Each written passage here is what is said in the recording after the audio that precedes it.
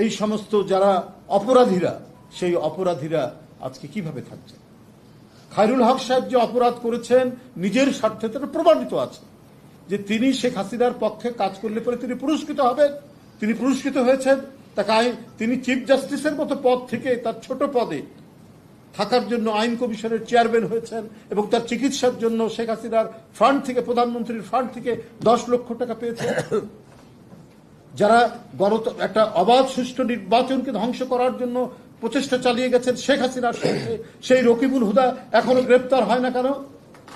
সেই সিইসি, সেই কেএম হুদা কেন এখনো গ্রেপ্তার হয় না? এরাই তো হচ্ছে গণতন্ত্র হত্যাকারী, এরাই নির্বাচন ধ্বংসকারী, এরাই হচ্ছে ভোটার বাদ দিয়ে গরু ছাগলকে ভোট দিতে উদ্বুদ্ধ করেছে।